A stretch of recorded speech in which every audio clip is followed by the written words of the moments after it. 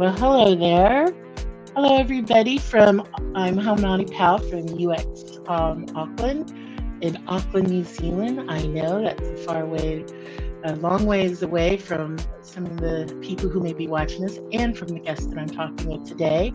Today, our Fusion Talks, if I could remind you, it is kind of a melding, a collaboration between design and development, and also just people who collaborate with each other as they are working in the Web3 world, which is kind of the thing I'm really interested in right now is Web3. So today, I'm looking forward to this one a lot, and I'm sure a lot of you designers are as well.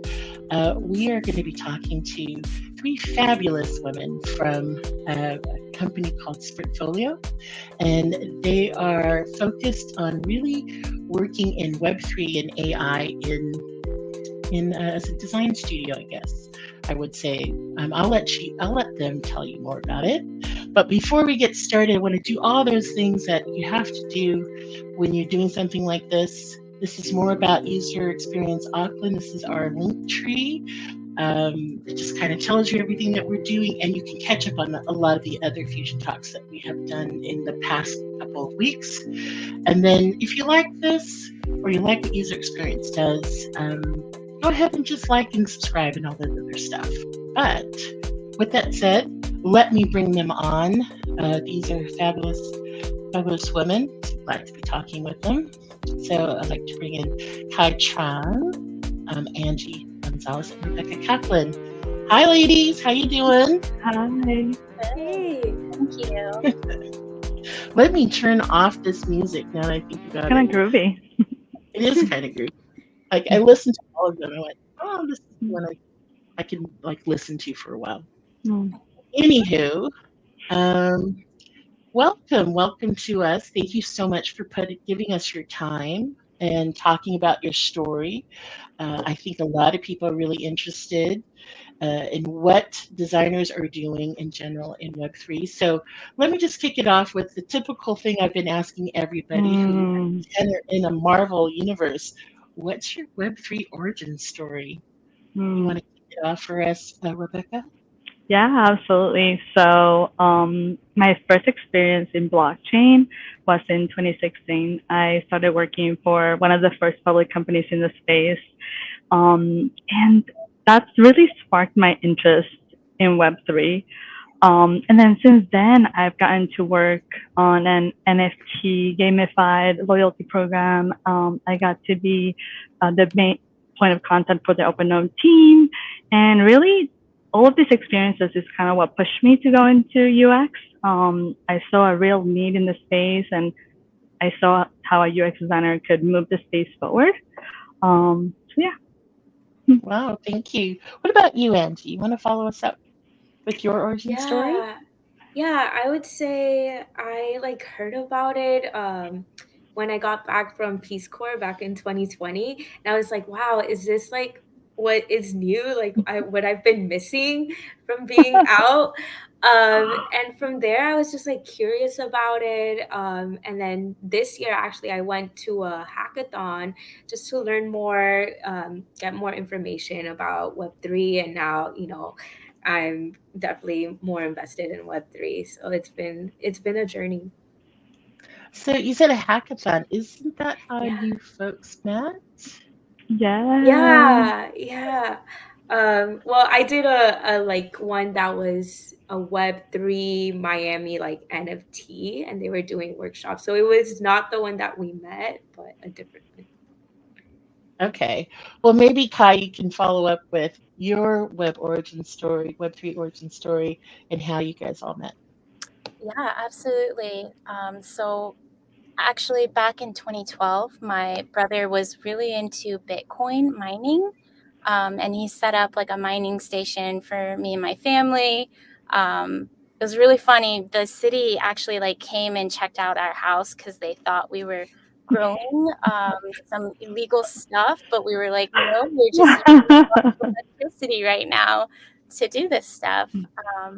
So yeah, I made a tiny, pretty penny whenever Bitcoins were surging up. And yeah, we met at Miami Hack Week.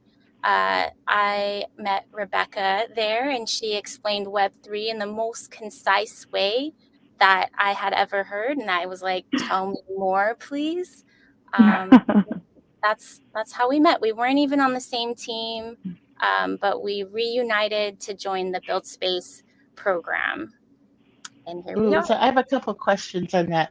Rebecca, can you give us the nice Web3 explanation, please?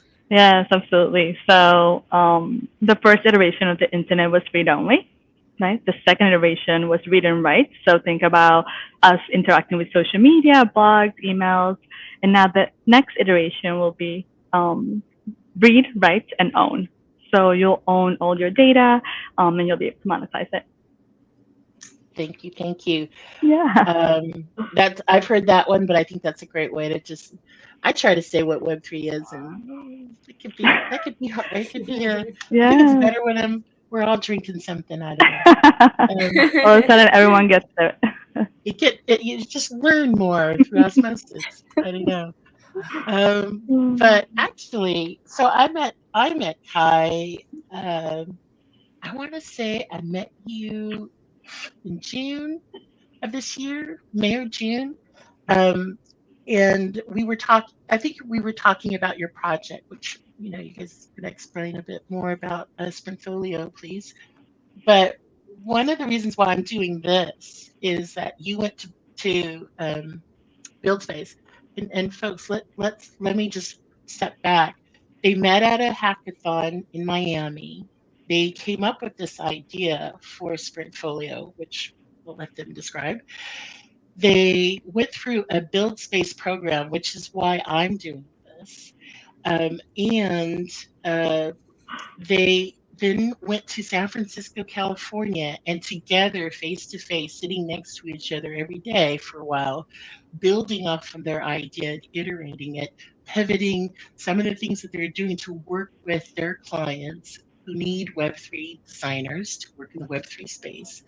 And now, when I went to Buildspace, it was Kai who said, Nani, you should do this in Buildspace. And I said, that's a great idea. I think I will. And so finally, like full circle, we're finally here in this conversation here. So I thank you, Kai, for Absolutely. inviting me to do it this way. I appreciate it. Anyway, let's move on. I want to ask you from your time in Buildspace, right? What insights did you gain from that experience and how did you apply them to your vision? And I think you got to tell us a bit more about Sprintfolio as well, because I don't know if we clearly explained that. So, what do you think? Can I pick on you, Kai? Sure, yeah. I can give some background as to how Sprintfolio came to be. Rebecca, Angie, and I were all career transitioners, and we went to Miami Hack Week to gain like real world experience. It was the first UX in-person focused hackathon, something that we hadn't seen before, and we were very intrigued on what would happen there. And the cool thing about this hackathon was we were asked to study the problem of like why onboarding was not going so well for Miami Hack Week. And it was amazing because we were surrounded by hundreds of users that we could go out and like talk to and research and build a solution for them. After the hackathon, Angie and I, we were looking for jobs, like upskilling, and we started a UX accountability group.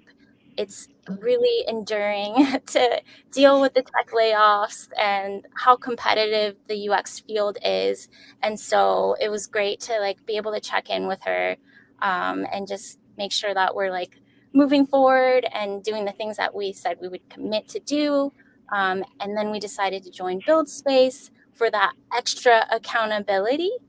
And our program for the 6 weeks is to link up remote designers and developers together to build portfolio projects in 2 weeks.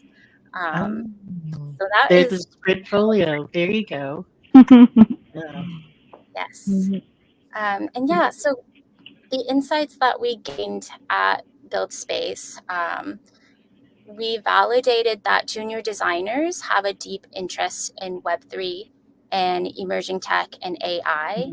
I would say 90% of our program is designers with 0 to 2 years of experience. And we have a survey where we kind of get to know who they are, what they're interested in, and Web3 like was at the top. And it's also like a global interest too. Like the majority of our designers are not from America. So that was really interesting to us. Yeah, absolutely. I think one more thing that sticks out in my mind that we've learned from this process was to keep iterating on our idea over and over. I think Buildspace created a perfect place to just keep trying different things, to make adjustments, move forward, test it out, make more adjustments. And I'm not sure that that's something that I would have done naturally outside of that space. So for me, that's something that I hope to continue doing, not just here in Sprintfolio, but in any project and anything that I take on moving forward. Well, Angie, got anything to add to that? Yes, I was going to say it's also very important being able to tell a good story, because that would really help like market your product as well. All right. One thing I wanted to ask, I think it's interesting that you found many young people, young designers who wanted to do this. Where's the rest of us? Those with the, where's the middle, the intermediate, or the, the older designers, the senior designers? Do you know? We do have some in our community actually, but we were specifically targeting juniors. So I think that's the majority of them were juniors. When we were doing research for the project, we saw that there was a lot of programs for more senior designers, and it was like the juniors one that really needed someone to champion them, which is why we kind of chose that route. But we do have a few that are like really experienced, and when we noticed that, we asked them to become mentors and kind of come over to the other side. So yeah, fair enough. Well, let's move on. I think let's move on. So I want to talk more about the design space and the challenges that are in this world right now of Web3. So what are the challenges your clients are looking to address in their UX, in their projects? Rebecca, what about you? Yeah, I think one challenge is to increase trust in our product through better UX experience and visual design. I think if anyone that's tried to interact in the Web3 space knows how clunky these apps are. So they come to us kind of wanting to solve that pain point, and we're grateful to be able to do that for them. Okay. Angie, I know that you have lots of experience in the healthcare domain. Do you have any clients or anything going on from that space that has some strange UX needs? I would say that going back to it, you really want to simplify, the user experience for everyone, especially like with onboarding. Usually, I don't know why, it just gets very complicated, and you just want to make it as smooth as possible, because it'll just make everything be more fast and efficient and get you to your end goal. Okay, so onboarding is definitely one of those challenges that your clients are having. Yeah. Another challenge that we found in our clients is they needed help translating their ideas to designers in a way that the designers could execute it properly, because a lot of Web3 projects are in their early stages and designers are brought in later. And, it's a technology that really thought about the developer and had to like broaden to be able to bring in that mass adoption. So that was like a lot of our work is kind of distilling the information so that a designer could work on it immediately without doing a lot of research. Yeah.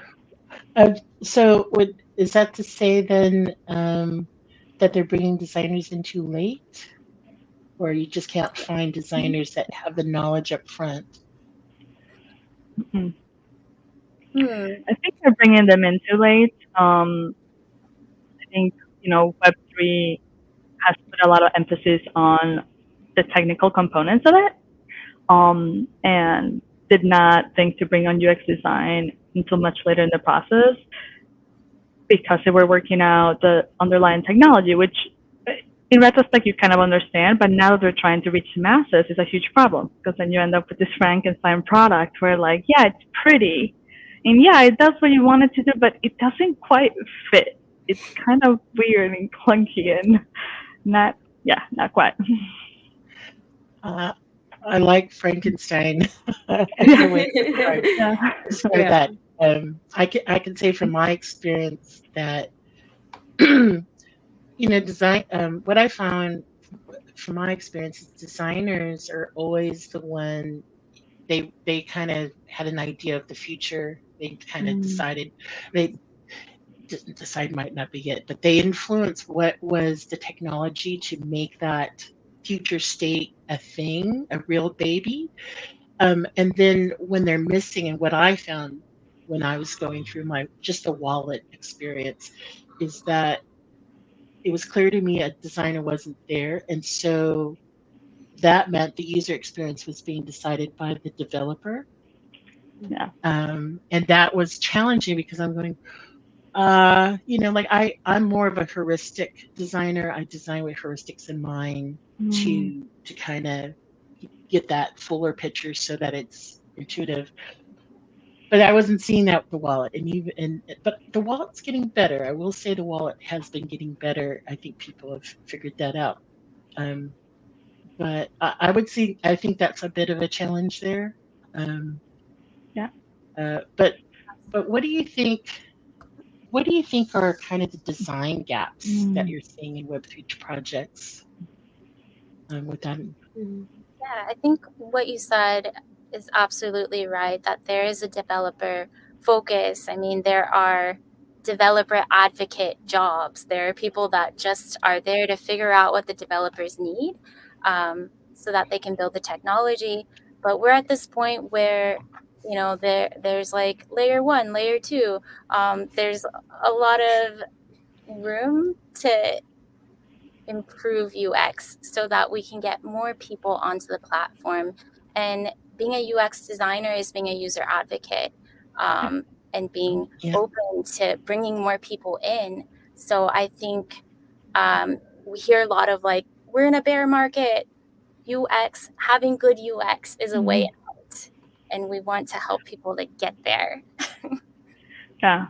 And it's even more important in Web3, right? Because it's a lot more complex than what users are used to from Web 2. So like you said, the UX designer is now the user advocate, and it's meant to create a space that makes it easier for the user to kind of take and go on and make their own decisions. So it's even more important for this space to leverage UX designers than anything right now.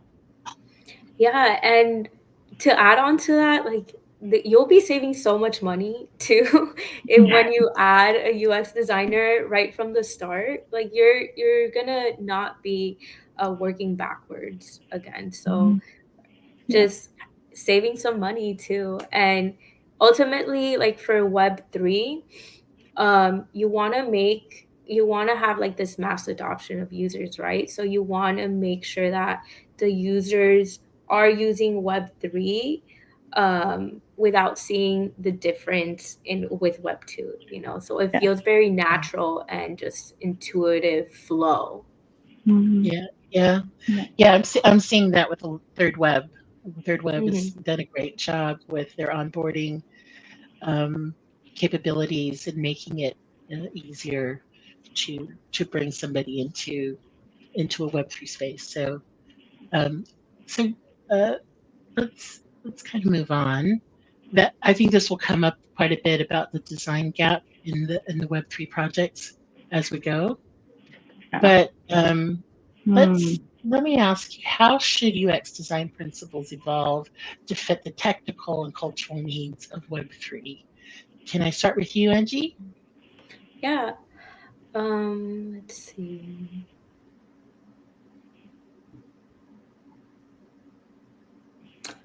So for design principles, I believe like you need to prioritize empowering your users through educating and being transparent with them, emphasizing like their control over their data that they will have. Mm. Yeah. Yeah. What about you, Kai? How should UX design principles evolve to fit the technical and cultural needs of Web3? Yeah, I think design principles are made to evolve. They are generally guidelines. So understanding the technical constraints of Web3 is important for designers before they get, I don't know, too Uh-oh, she's is frozen up. one Mm. aspect. And then and transparency through the process, and giving the users control, thinking about how they can feel safe about their data. Like I think loyalty and trust is a big problem with Web3. There's a general like scammy vibe to it. And so Yeah. we need to like get over that hurdle. Yeah. Yeah, you're Absolutely. not wrong there. You're not wrong there. Mhm. Rebecca, do you have anything you want to ask on this answer to this I question? think they hit it. I would say maybe that the centralization is meant to empower its users, not to make it more complicated. So, as a UX designer, just like design with that in mind. Okay. If I was to think about this, you know, I like I said, I'm a heuristic designer. I believe in. I think heuristics are really nice as a way to keep me going and giving the right display, the right type of information at the right time. So I would say include more of those types of ideas of giving Mm. good information, good Yeah. messaging, so that they make an error. Simplify some of the clicking, perhaps, I don't know, to again make it easier for them to go through it, and then trying to figure out how to get them to trust. Well, Mm. show them everything, and then let Mm-hmm. them decide as they go along. So let me take a drink. Mm. Yeah. So Yeah, a little yeah, sip. everybody. And So drink what break. are drinks? There we go. Drink break for everybody. So what are essential tools and methods that you're using in your work, in your Web3 work? Hmm. Are you using Figma? Oh yeah. Yeah, for sure. I think this question is really interesting because the users are the same as they are in Web 2. The designers are the same. The tools are the same. Yeah, Right? The same. yeah. However, because of the nature of Web 3, I think usability testing becomes so important, and probably a tool that every company, every product in the space should be leveraging to the maximum. But besides that, it's very much the same as Web 2. Are you doing usability, having success with doing usability testing? How are you doing that? Yeah, well, so it depends. So a lot of the usability testing that we do for our projects kind of vary. Like sometimes we partner with the businesses and find users if they already have users. Depending on the type of product, we can find users within our own communities, or we use the channels that most UX designers are using. I think there's one called UX usability that you can like get people to come and use your product, and you pay them for their time. But the interesting thing about Web3 is that they're already very much involved in forums and social media. So it creates a perfect equation to kind of leverage that audience Mm. for usability testing. Okay, that's good to know. I don't know if I was thinking about social media, but that makes sense in the Web3 world for sure. Um, I actually love that there is no. To me, it feels like there's not really a lot of change at all. Mhm. You know, you just have better questions. I don't know. Yeah. Anybody Yeah. else want to add to that, Kai or Angie? I was gonna add that like for Web3, like tools that you definitely need to be able to use is your wallet. So being able to be comfortable Mm, with using it and educate yourself on how to use it, especially at the beginning. And finding, other places to communicate with your community. So getting on the Discord or on the Twitter Mm. spaces where like most of the Web3 community is out. okay, fair enough. Yeah, I forgot about that. Well, I don't know, forget it, but social media is big in the Web3 space. Like, Yeah. yeah, Web3 Twitter Spaces is a thing quite a bit. Yeah. Yeah, Um, definitely. I think um, for the longest time, I just didn't understand NFTs. I was just like, why do people pay so much for them? They're just like pixels on the screen. But then I learned about how some of them unlock like the ability to influence the game or tool that you're using. And I think that's so cool.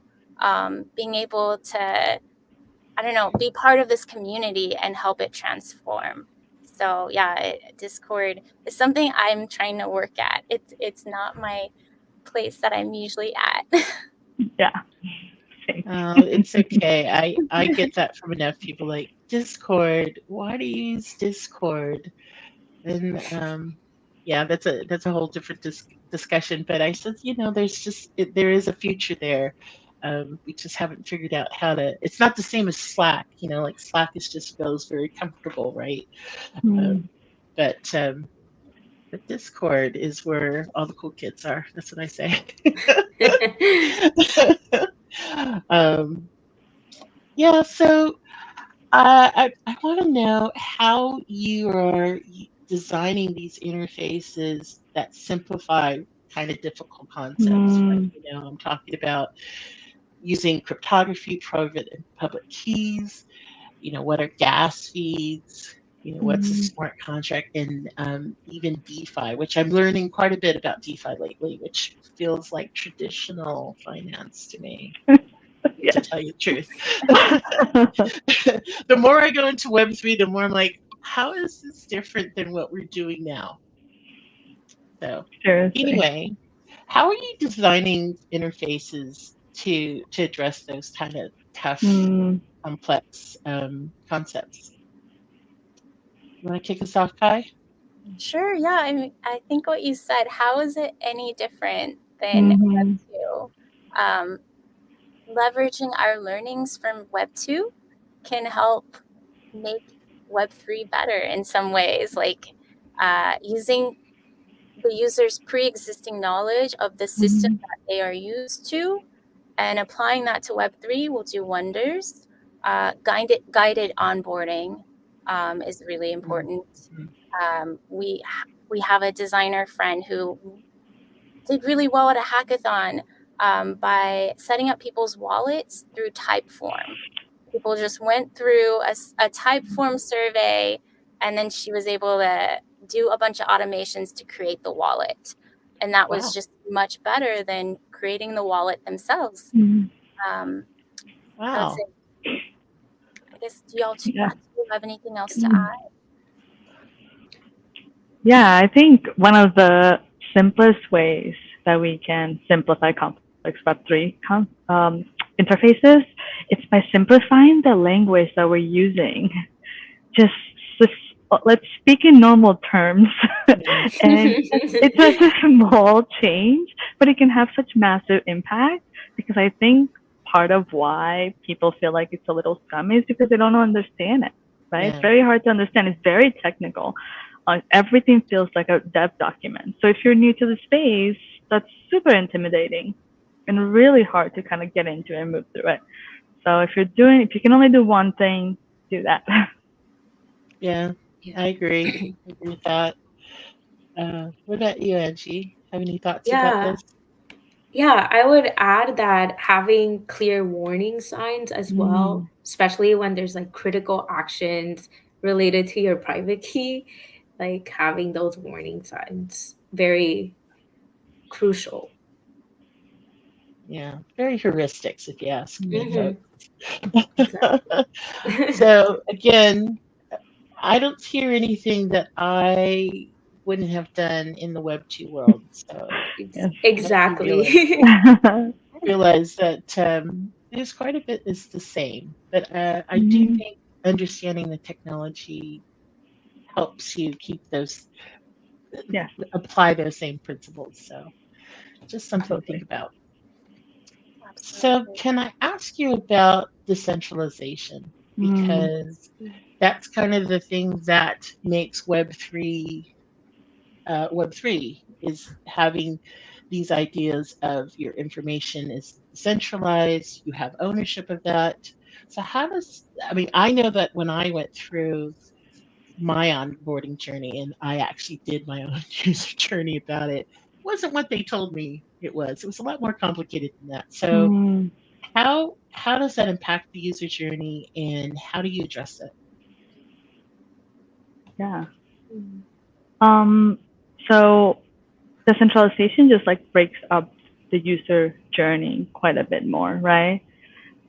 And I think the way we solve that is by making the front end unified so that the user can have a seamless experience and leaving all the things that need to happen for the blockchain to do the blockchain thing in the back end. And we touched on this already, but we will Web3 will be our main source once we get to a point where people don't realize that they're using Web3. It Mhm. feels Mm, just like Web2. It integrates into their daily lives seamlessly. Unfortunately, we're still quite a bit away from that, but we're making progress little bit at a time. all right. Okay. Anybody else want to jump in on this? Yeah. Having clear messaging is important, like we discussed earlier, like letting the user know what is happening, especially if transactions are slow and Yeah. they need to be Mm, confirmed by the blockchain. That Mhm. stuff, we do want to let the user know what's happening because they may not know what to expect. Um, yeah. all right. Well, let's talk about this in the context of security. So I Mm, think you and I we can agree that because of the complexity of the web space, it opens doors to a lot of bad actors, a lot of scammy type behavior, a lot of phishing. I know that I've definitely improved my behavior because I've been a victim of that. So, um, how should we be thinking to address those type of like, how do we design with that in mind? How do we design with security in mind um, to address these things that happen in this environment? You know, I mean, it's the negative stuff, but it's still the stuff that's real. mm-hmm. Mhm. Absolutely. I For me, I think you have to like build that trust, right, with your user. So again, it comes back to the messaging and having those Mm-hmm. indicators each step of the way that they're going so that they know what the process is. And you know that will ultimately also build the loyalty Mm-hmm. with the user and the product. Mm-hmm. Um, and yeah, it will help them better understand what decisions they're making and they will actually take those actions, and even tell other people and get bring in more people into the Web3 space. You know, they could tell their Mm-hmm. friends, their family, um, and maybe their mom. It will be so simple that their mom can use it, you know. Mhm. Yeah, All I right. also think this is where AI can play an important part, Yeah. because some of these errors are sometimes just user errors. Like I Yeah. know I've had to get on the call and be like, "Is this my public key or not? Please Mm-hmm. double check for me, my friend." And I think AI can be that friend. So something How would for, it do that? Can you Yeah. tell me? yeah, now AI can, or ChatGPT can read images, it can read X-rays. So this Oh. is an untapped tool for Yes. Web3. Oh, Yeah. so you're using your chatty to do things as well. Yes. I was telling them earlier that my chat GPT, I named him. Its name is Chatty. Its pronouns are he, him. And it's true. I use it for things like you can help it to solve some of your, or at least ask it questions when you're got nobody to ask the question to. So how does Chatty? How does it help you with dealing with security things? What do you do there? Well, I mean, so Kai was mentioning, I haven't seen it being used now, but I think that as it becomes more popular, as we start to use it more, we can potentially use like AI agents or the AI intelligence to help us make blockchain more streamlined, and potentially do something like you said, like, oh, maybe it reads, and maybe this happens behind the scenes, but maybe like reads your key and then gives you a warning like, hey, this looks like your private key. Are you sure that, like, are you sure Right. you're sending this to the right person? And I know that, for example, like MetaMask does some things like that. Like when you go to copy your private key, it warns you, like, hey, you Yeah. shouldn't be sharing this with anyone. But people still do that, which means that that messaging isn't enough. It isn't clear enough and isn't loud enough. So just kind of speaking on what they said, the messaging needs to be like super clear. We need to be taking them through, holding their hand to the entire process, and leveraging AI where we can to kind of help us make the user experience more streamlined. All right. I think what I have had that happen with MetaMask, where this was back a couple years ago, where I end up losing, being not intelligent enough or experienced enough with wallets that I end up losing what pittance of ETH I had. But I did kind of tell MetaMask, the thing that you need to do is to remind people to do that.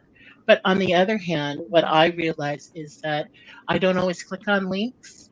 If I'm going to go to MetaMask, I'm going to go to, like, I bookmark, or I put things that I know it's the real thing, and I'll just go to that instead of clicking on a link to go. And to be honest, I would kind of do that in the Web 2 world. It's not necessarily a Web 3 thing, but I have changed my behavior better for that. To realize that, I don't want to go down that. Once you go down that once, you never want to go down again, right? So, Yeah. but I did notice what you said, that they ask now, they remind you, and I think that's really good. But people still do it, and think about how many wallets are locked forever because they forgot their seed phrase, or Yeah. like small things like that better UX could alleviate. Yeah, but I think I would say, people, you do have to change your behavior, right? Yeah. Maybe you cannot rely on, don't always click on everything, right? Look at it. Is that a link I really want to click on? You should be doing that now, not in the Web 3 world, but you should be doing that in the Web 2 world. So change your behavior, please, is what I'm saying. Yes. Sorry, I gotta say it out loud, because I don't. We as designers, we're trying to solve this all the time, but the truth of the matter is, as you said, Rebecca, is people are just click on it. They still do it. They're lazy, so stop doing it. Stop Mhm. it. Cool. Um, how do you deal with user feedback? How do Web 3 is really quite quick. Any project is actually, it's on a moment. It's a 2-week sprint, right? So how are you managing user feedback in your process? Yeah, so I think Web3 is very fast, but it probably aligns the most with like a startup kind of setting where you Yeah. need to get feedback quickly, you need to be moving really quickly, iterating quickly. I think at Sprintfolio, we've we are able to turn things around very fast. We're moving away from making those promises just because we also are hopefully moving towards more work-life balance, but we're able to iterate on things very, very quickly, a lot quicker than most agencies can. And for Web3, when you're talking about user feedback, and we touched on this earlier, you can be super creative. You can tap into Twitter and Discord channels to find your users because they're all right there. Yeah. Not many industries can say that. Not many industries can go to Twitter to find paying users to try their product, people who are interested in the product that you're making, that are probably going to end up using it if it's good enough. That's gold right there. Companies charge so much money to get users, and a lot of the times they're not even aligned with the product they're making. You're just happy that they're going through it and giving you some general feedback. Web3 has access to a pool of users that's targeted and literally at their disposal. So they probably should start leveraging that a bit more. So they go for the users who like the hype, that like the product. And they're not doing that now. I mean, is that what you're saying? I don't think they're leveraging their user pools as well as they could. And I think just by the fact that we all interact in Web3 and we see how difficult it can be, even if you understand it to a certain degree, I think that tells me they're not doing enough user testing, and if they are, they're not implementing the feedback well, right? So it's one of those things that are happening. Obviously, when you do user testing, you don't want it to be biased. So you don't want to just like get everyone that's hyped up about your project using it. You want to use your discretion to filter through. But if you're putting out a net on social media, on like Twitter for Web3, you're going to get a huge variety of people that are just like interested in the product, that want to help and be part of it. And then you will need to filter through it and make sure that you're not only getting feedback from your fans, because then usability testing becomes useless. Right. And you have kind of that already set up in your processes to be able to do that filtering, to do the subdivision. Yeah, we did that through a survey. We did that through filters through a survey. Surveys always work. I would agree. Yes, exactly.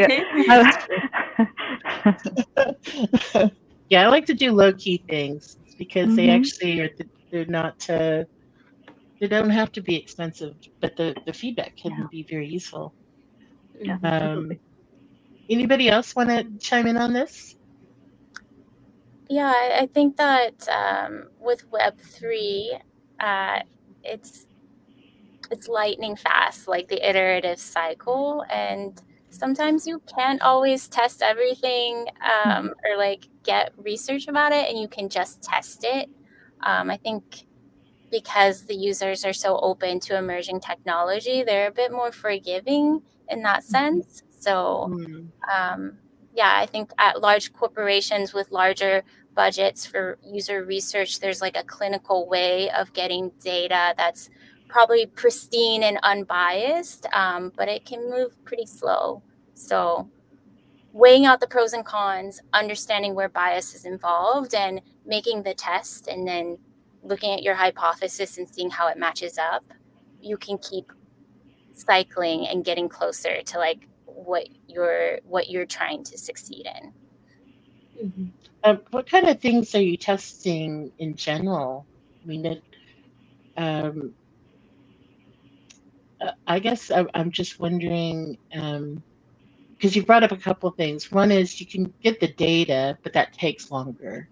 You could move faster, but then the challenge is that you might get people who are just a little too keen, and they could bias your data, and you have to kind of use, a bit of thoughts up here about how you want to read through the data and then make a decision on what needs to happen in whatever the design is. So I'm like, what kind of things are you? What is the design like? What are the things you're kind of testing, where you have to make these clear judgment calls, right?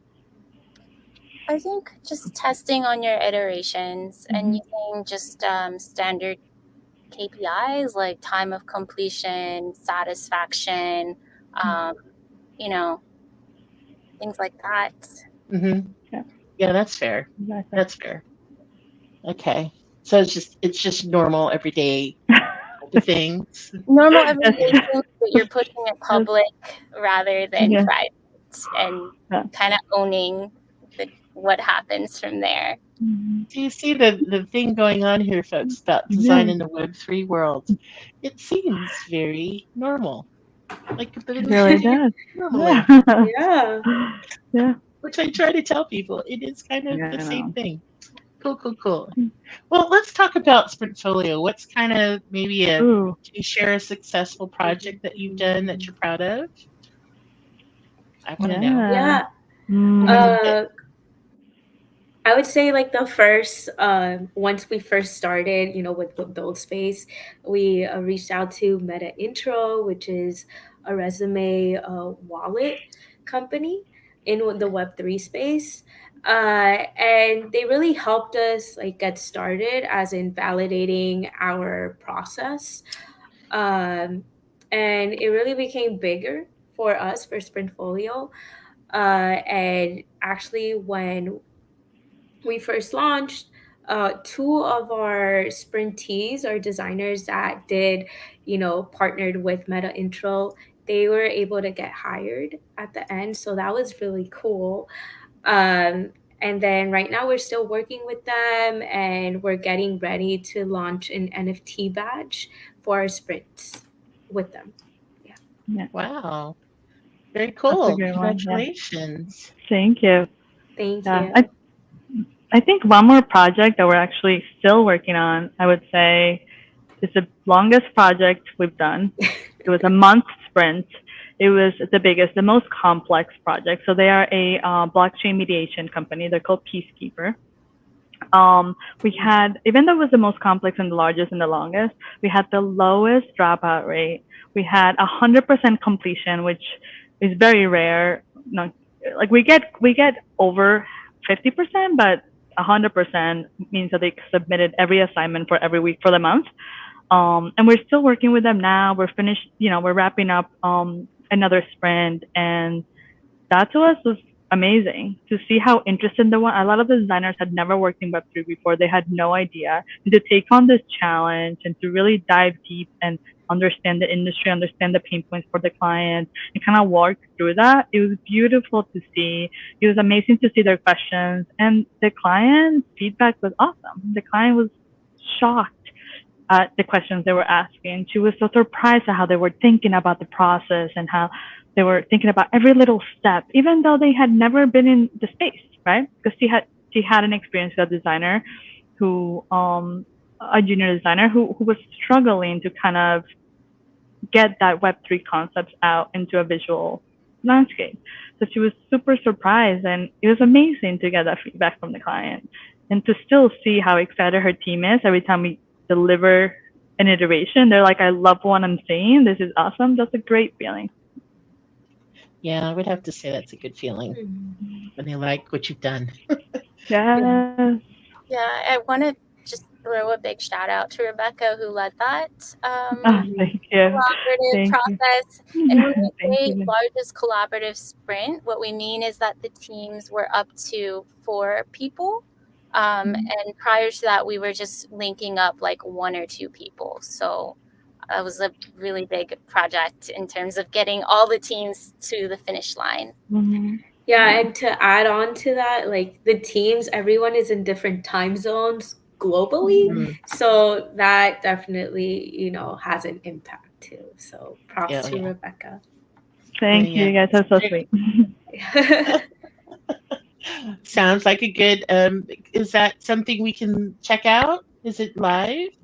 It's not, they're currently building it. So actually the founder, Maria, she was just at a huge conference. So if you go to Peacekeepers, you'll probably see some of her content and you can check out some of that, but they're not live yet. They're building it out. The part that we participated in was the platform that's kind of behind the scenes. So their developer team is currently working on it, but we're hoping it will be live very, very soon, maybe as early as this month. So Well, you should let us know when that happens, and we yeah, could share that out on our Twitter because I think it'd absolutely. be great to see, to see Yeah, some success in your work, but for also sure. just to share with other people. Yeah, this is what a Web3 project looks like. Doesn't Mhm. it feel familiar? So Exactly. it's my opinion. It's the same. So what's next for Sprintfolio? Is there anything coming up you want to share? Yeah, we'll be minting our first NFT with our NFT batch with Meta Intro, how I said previously, and we're building an AI powered school for designers, which starts. Wow. It's a tool that lets designers create their case studies for real world problems 10 times faster using AI. So that would definitely help designers build up their portfolio with multiple case studies and not take like days or even months to build. So that's going to be really cool once it's developed. Oh, interesting. So you are working with somebody that's going to help designers who want to work on their Web3 portfolio to collaborate and work with you and to build their portfolio that way. Am I Yeah, understanding that right? so the idea is that, and this is the first iteration, the goal is to get to a point where they're able to then take this information and go directly to a company and get a job through it. But first iteration is that they'll be able to work on a real problem for an industry they're interested in.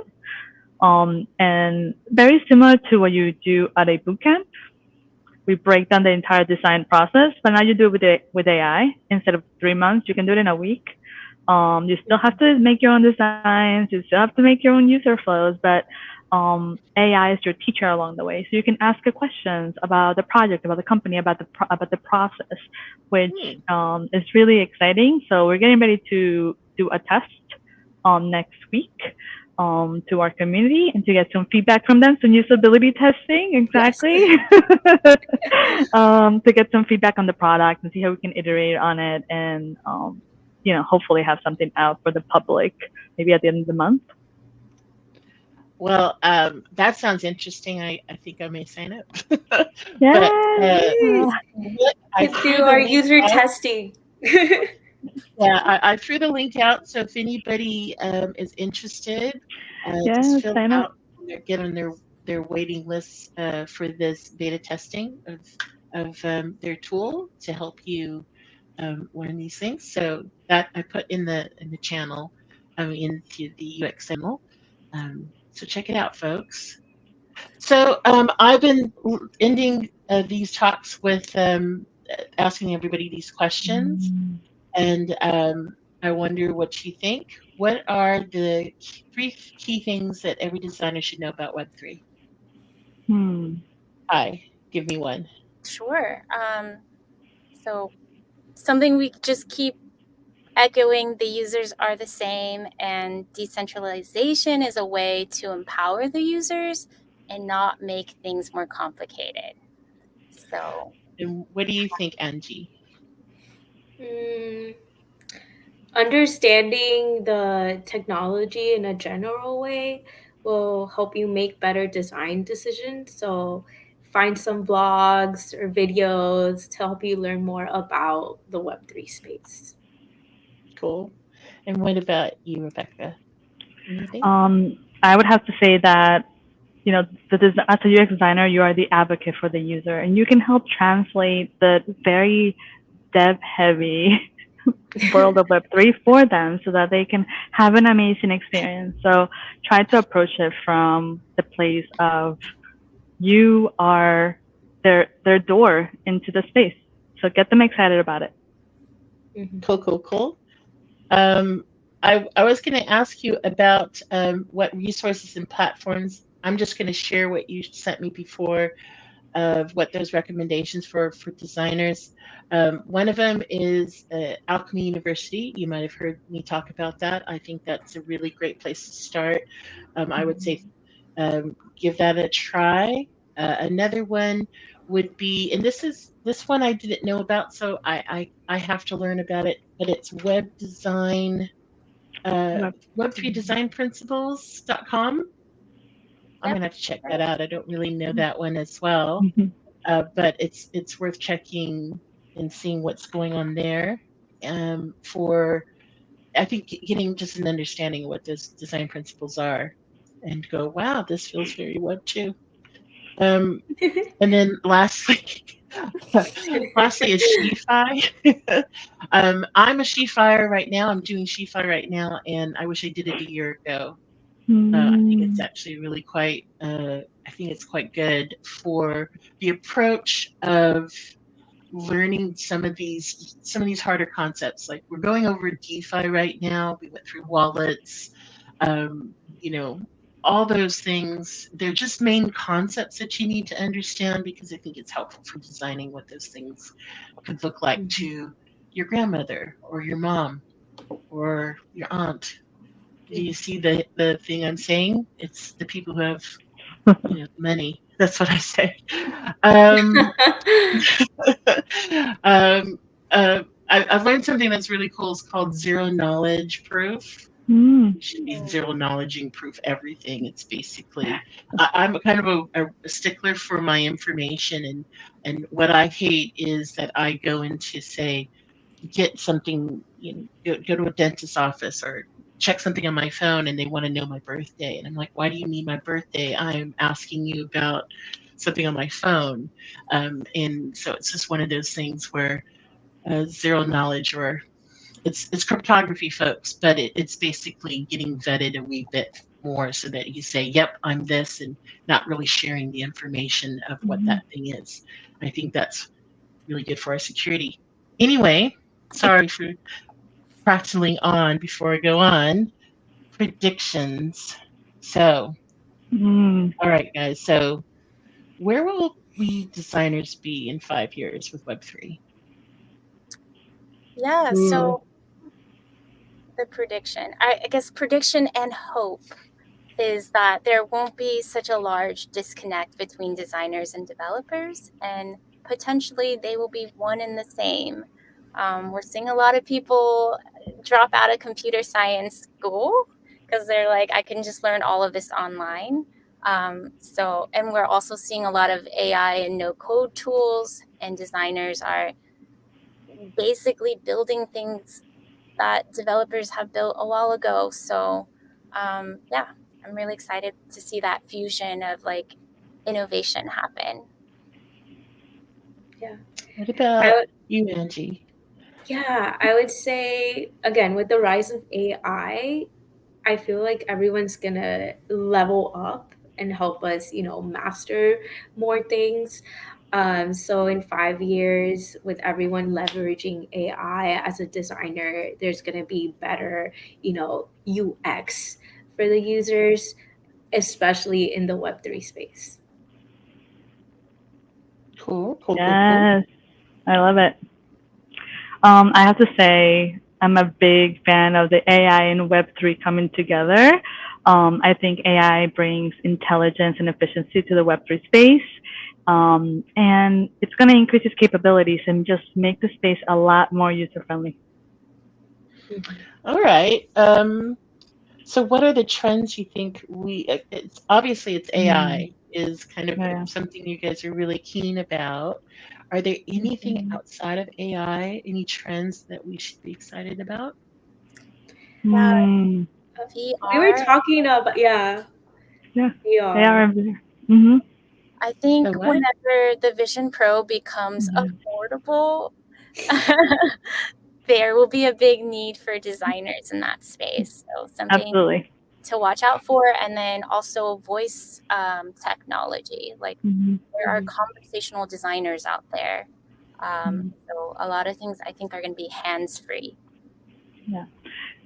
And to add to that, if you're thinking about going into that field, this is the time to do it, right? Because if you wait for the glasses to become affordable, then you're going to be behind the curve. So if you're interested in 3D design and designing worlds and games, like this is your time. Like take a deep dive and kind of play around with it, because then you're going to be ahead of everyone else. All right. So the future trend is, and are you talking about Apple's glasses? Yeah. That they put out? Have you tried them on? I have not. No. This is New Zealand. We don't have anything like that. Oh. Sorry. Apple, what are you doing? No, we don't even have an Apple store. It makes me cry. Yeah. But if I want to, I can go to the airport. That's the closest thing. Or I just go to Australia. There you go. Australia has everything. It's like, I call it mini America. They might not like it, but it's true. I call it mini America. I have seen those things about those. It's always interesting with Apple because they're never first out the gate, right? They're always I think in many ways I'm like an Apple. I'm not an early adopter. I'm kind of a and then I do my thing to research and to understand. But I am curious about that because it looks interesting. I do think it's something. I think there's, if you like to play games, that might be fun.